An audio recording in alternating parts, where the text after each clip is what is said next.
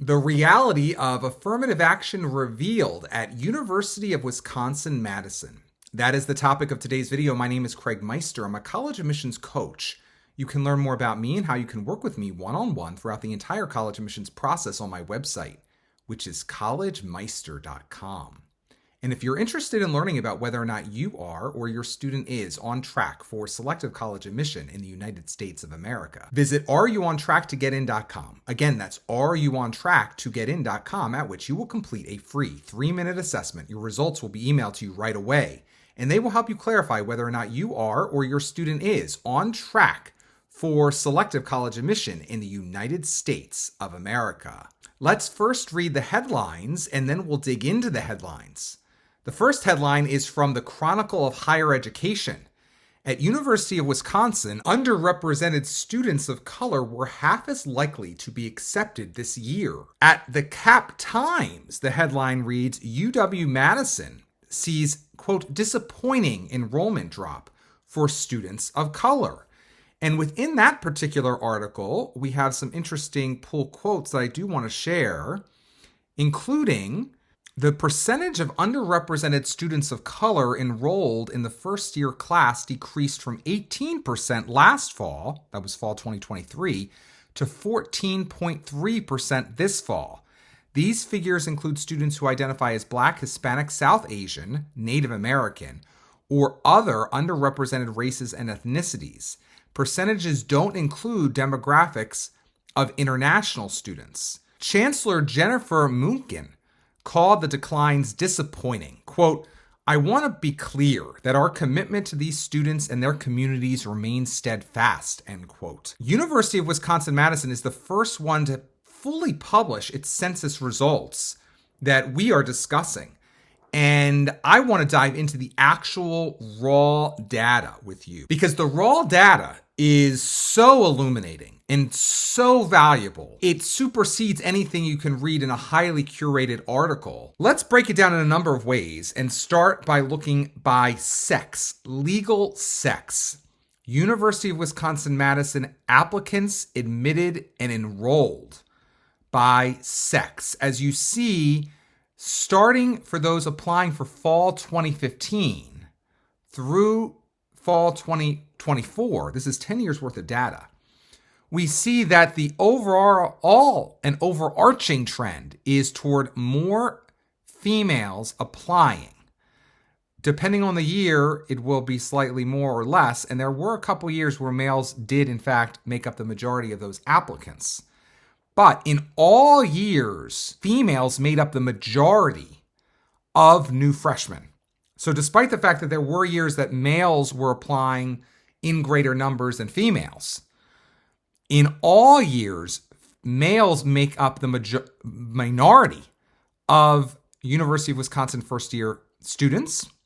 And in all years, females made up the majority of those admitted, even though depending on the year, the applicants' majority differed between male and female over the last 10 years. In all 10 years, females made up the majority of those admitted to University of Wisconsin-Madison as first-year students, and females made up the majority of those enrolled at University of Wisconsin-Madison all 10 years.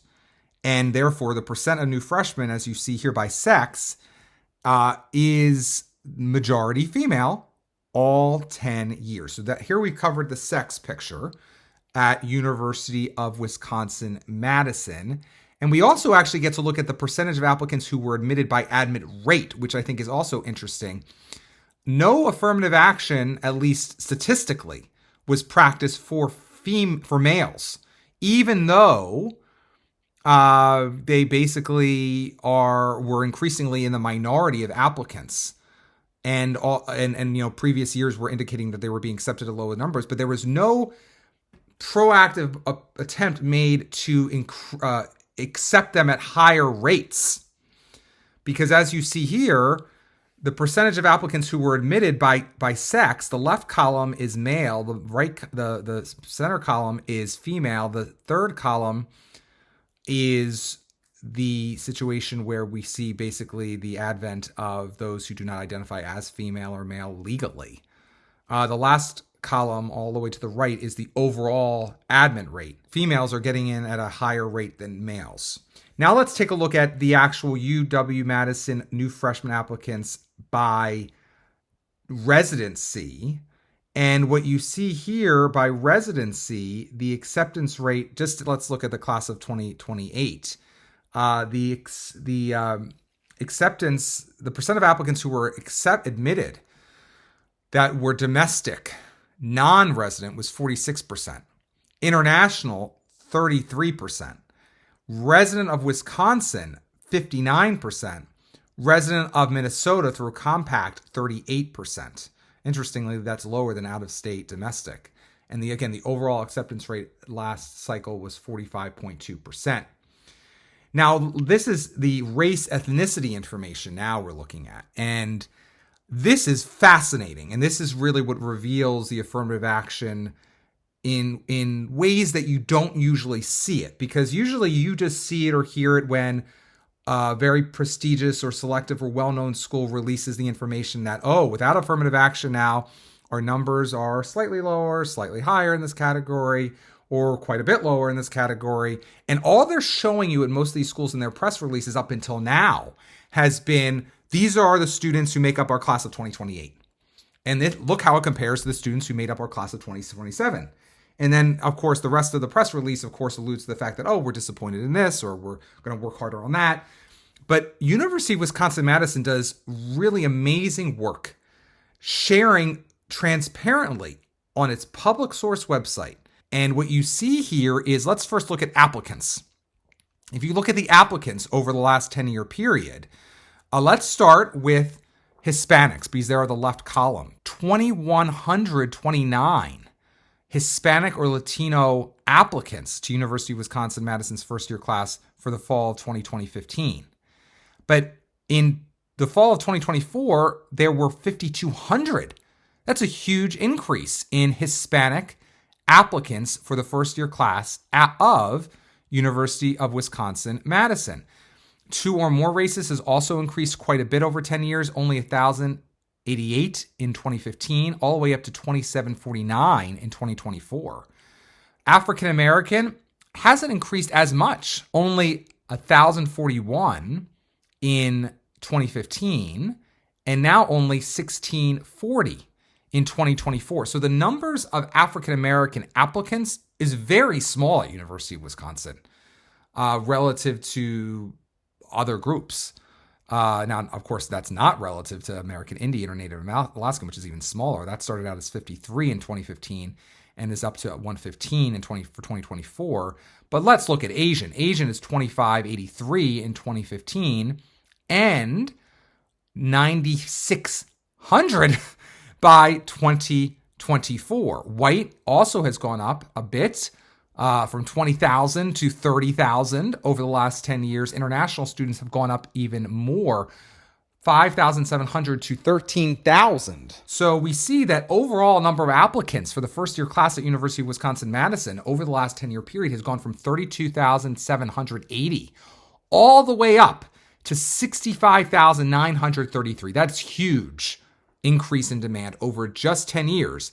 At University of Wisconsin-Madison. University of Wisconsin-Madison has not become twice the size over the last 10 years.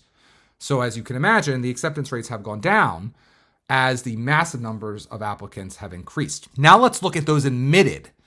Again, the same demographic information, Hispanic, starting it out. In 2015, 912 Hispanics were admitted to the first-year class at University of Wisconsin-Madison. By 2024, 2,300 were accepted.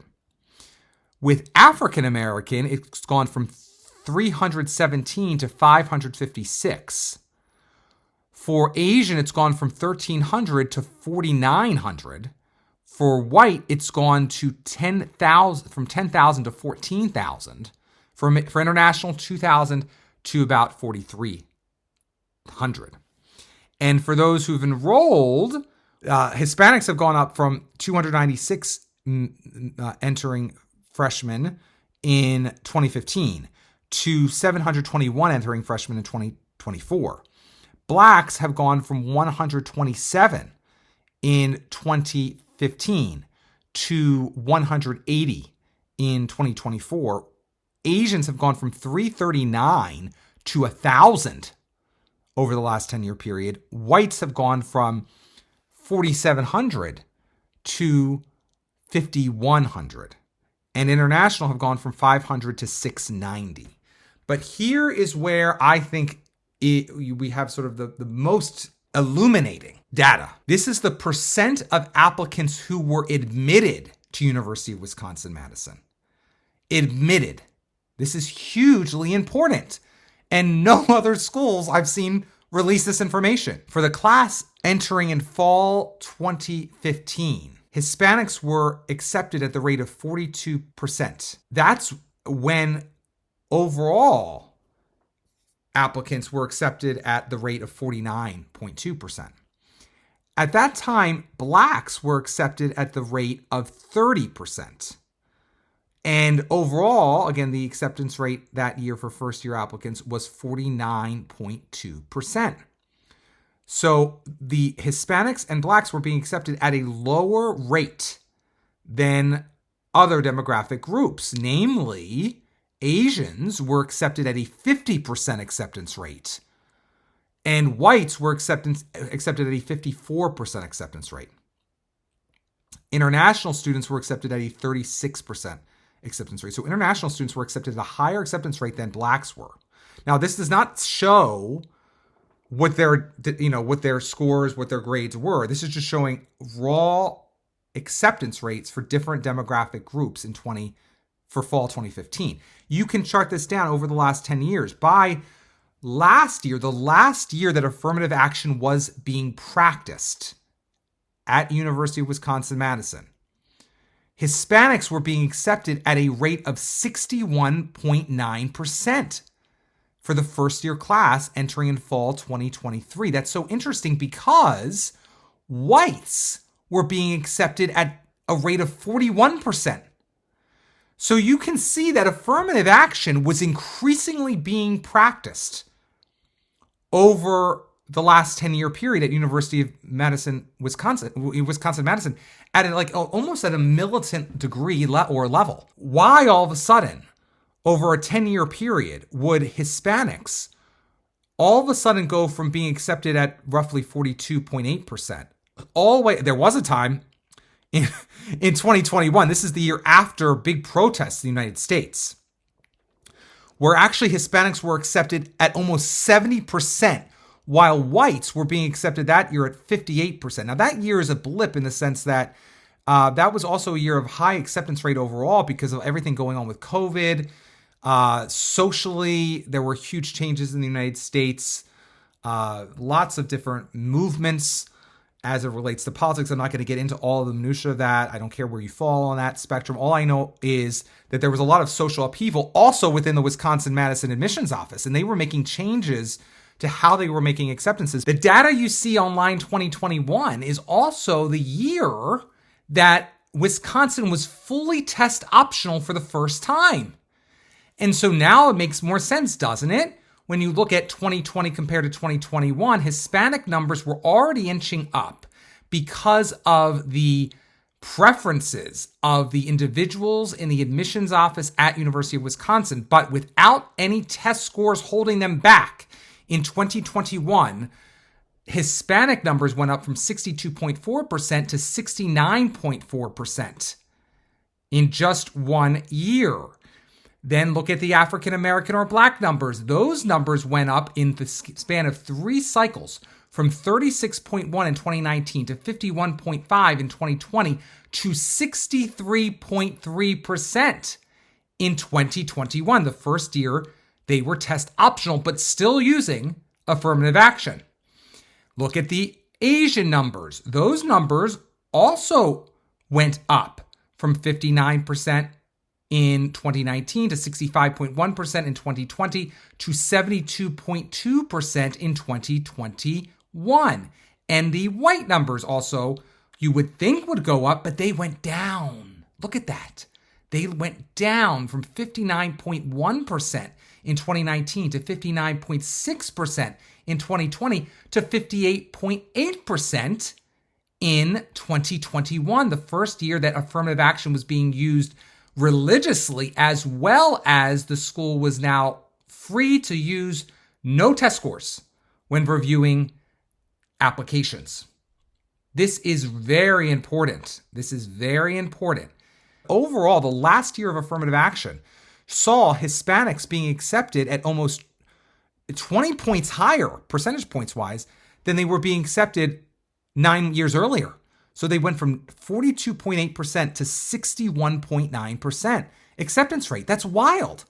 African Americans went from 30% to 50%, almost 51%. Again, there was years where it was even higher. The class entering in fall 2021, again, this was after a time of BLM protests, lots of social upheaval in the United States. Actually, that year, blacks were accepted, African Americans, blacks were accepted at a rate of 63%. None of this is tracking with the actual quality of applications. This is all tracking with the proclivities of the people making the admissions decisions or the directives that they've been given in the admissions office at University of Wisconsin-Madison.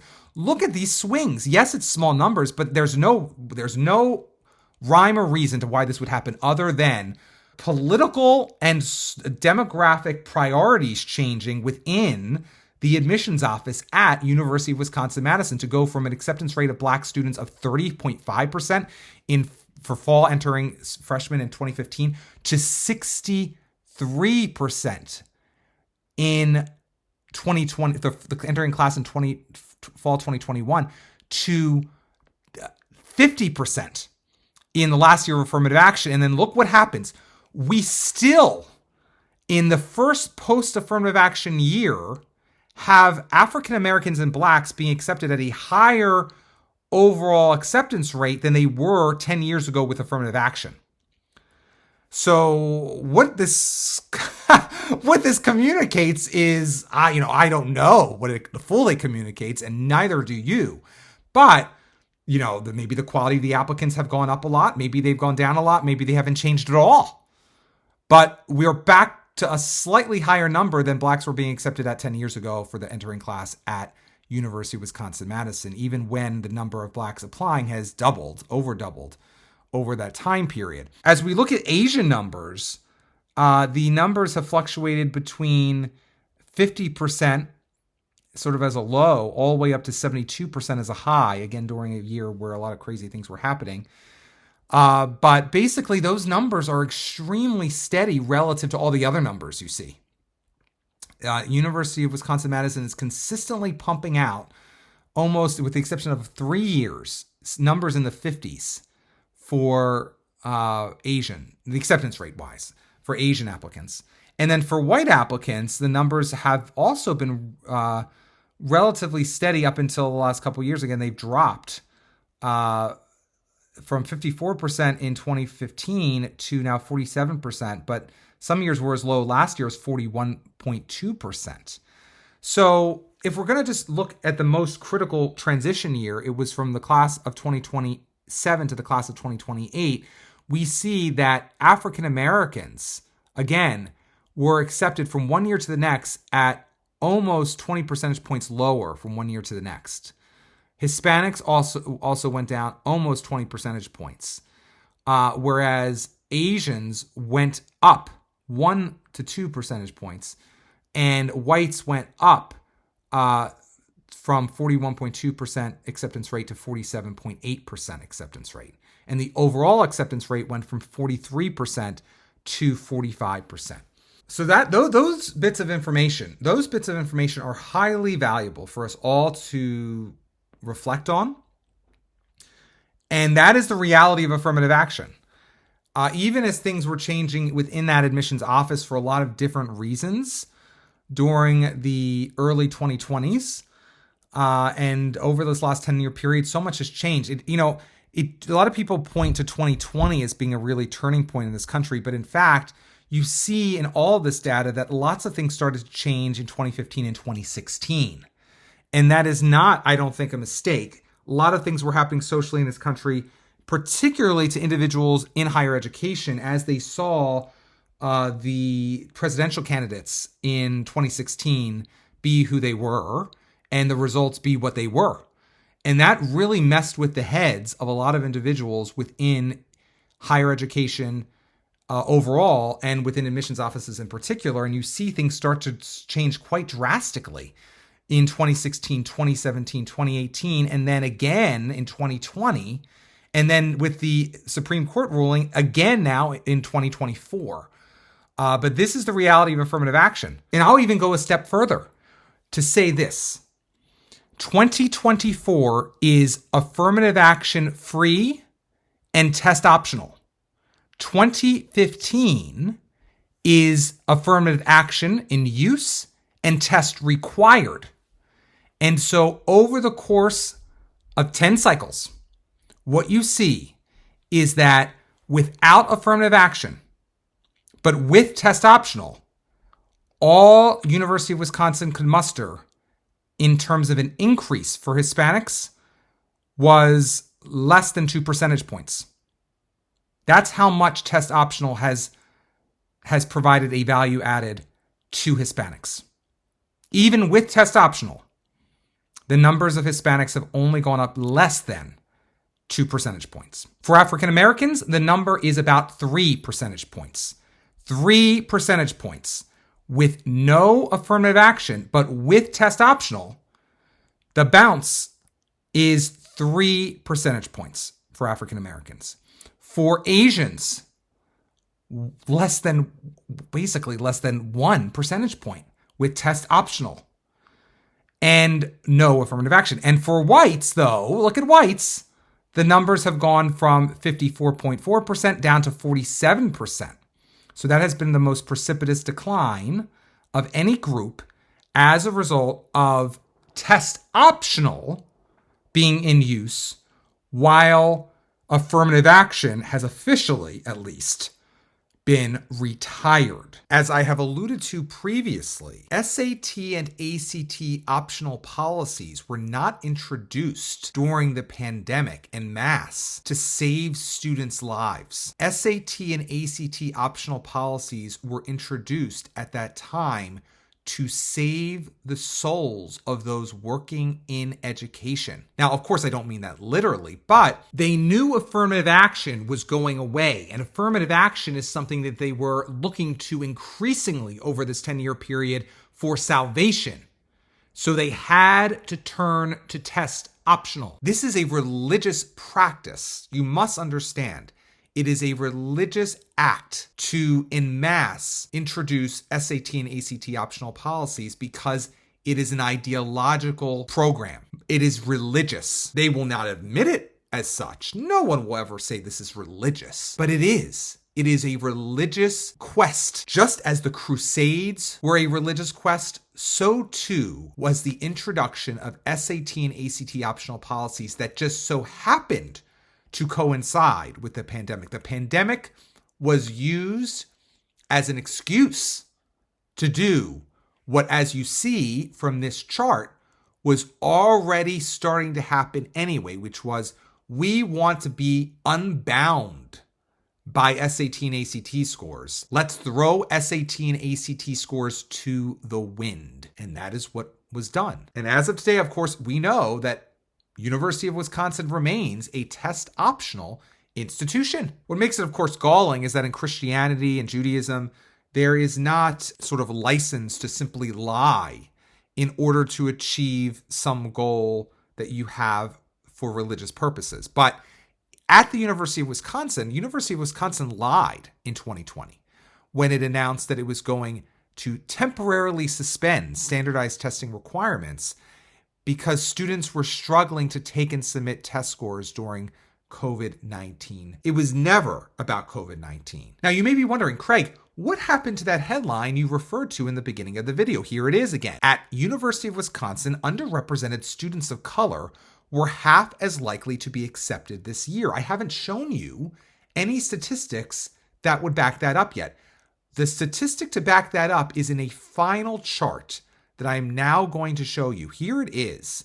It shows you that what University of Wisconsin deems as new freshman applicants that are or who are underrepresented students of color were accepted at a rate of 79.9% for the entering class in fall 2023. That particular number was an anomaly. It's a ridiculous thing to have that in a headline because look at the year before. The entering class of 2022, fall 2022, only 66.8% of what University of Wisconsin deems to be underrepresented students of color were accepted. The year before it was 68%. The year before that, 60%. The year before that, it was in the 40s.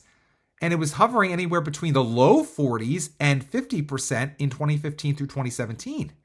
So actually, the 41.6% acceptance rate for underrepresented students of color in the first year post-affirmative action is actually returning to what life was like under affirmative action before affirmative action was held up as a religious cause by those within the admissions office at University of Wisconsin. Now, you may be saying, how is this 79.9% even determined? And I really wondered that as well, because no individual group so far discussed in this video or in any of the charts provided by University of Wisconsin-Madison has had an acceptance rate of 79% in recent years. It doesn't make any sense, but you have to understand who the underrepresented students of color are. And it's not any individual group we've shared so far. It's not Hispanics on their own. It's not Blacks or African Americans on their own. It's not even Asians on their own. The definition that University of Wisconsin-Madison gives for underrepresented students is as follows. It's at the very bottom of the chart. Underrepresented students of color include domestic, not international, students who identify as African American / Black, Southeast Asian, specifically Vietnamese, Hmong, Laotian, and Cambodian, Hispanic Latino, Native Hawaiian / Pacific Islander, or American Indian / Alaska Native. Students of color includes all of the students in the underrepresented group and adds other domestic students who identify as Asian. The Southeast Asian numbers are what's being harnessed to create that huge acceptance rate.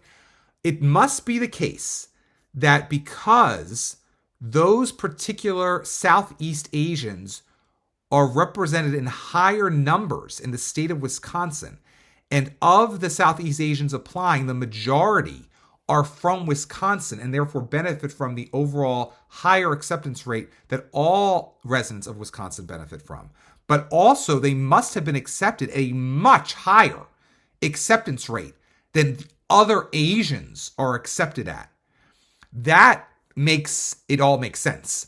Because if you look back to the big chart that we were staring at the longest in this video, you see that Asians only had an acceptance rate of 50.6 in fall 2023, for fall 2023 entering class. This year, they have actually a 51.7% acceptance rate. So it's actually gone up overall. But what we don't know and what must be occurring is that the overall Asian acceptance rate went up, but the Southeast Asian acceptance rate must have gone down, because there's no other way that University of Wisconsin-Madison could fudge the numbers like this. And if you look back to the total number of Asian applicants, in 2023, there were 9,027. In 2024, there were 9,647. In 2022, there were only 7,200. In 2021, there were only 5,700. And before that, it had never broached 5,000. So University of Wisconsin-Madison has found a well of increasing numbers of Asian applicants, and it must be that University of Wisconsin-Madison has spliced out the Southeast Asian community specifically for special treatment, or at least they were doing so by using affirmative action up until the last year of affirmative action being allowed. So again, I want to make very clear, Southeast Asian applicants, the majority of whom must be applying from Wisconsin, were benefiting from not just Wisconsin residency, but they were also benefiting from zealous use of affirmative action, which created that very shocking headline, which showed that from one year to the next, underrepresented students of color acceptance rate dropped from 79.9% to 41.6%. That has nothing to do, by and large, with the Black or Hispanic numbers. It has to do with a subset of the Asian numbers that University of Wisconsin-Madison is using to make a very dramatic case for the fact that affirmative action was their special silver bullet to address inequities in society, when in fact, it was really helping Southeast Asians from Wisconsin. And now it's not helping them nearly as much. We will keep an eye on University of Wisconsin, and I hope it continues to be as transparent in future years as it has been this year. Now, let's say you want to get into University of Wisconsin-Madison. There's a lot going for University of Wisconsin-Madison. Madison is a great town, and University of Wisconsin is a great institution for lots of types of students. If you want to get into University of Wisconsin-Madison, you want to listen up and listen up really well now. When you finish your Common App to University of Wisconsin-Madison and you want to know if it's as strong as possible and whether or not in its current condition, your chances of admission are impressive, inconclusive, or inadequate, you need my pre-read. Getting my pre-read now means having me review your entire application to University of Wisconsin-Madison, just like an admissions officer or admissions committee will review it later, and receiving by email, no later than the time you reserve, a comprehensive report highlighting what's working and what's not on your full Common App and your University of Wisconsin-Madison Common App supplement. If you've yet to submit your Common App to University of Wisconsin-Madison, my pre-read may motivate you to make adjustments to it before your deadline. If you've already submitted your Common App to University of Wisconsin-Madison, my pre-read will prepare you for what I deem to be your likely admissions outcome at University of Wisconsin-Madison. To purchase my pre-read now, go to mypreread.com. Again, that's mypreread.com. If you enjoyed today's video, please give it a thumbs up and consider subscribing to my channel. If you'd like to work with me one-on-one throughout the entire college admissions process, go to my website, which is collegemeister.com. Until next time, stay safe, stay well, and most importantly, stay stress-free throughout the entire college admissions process.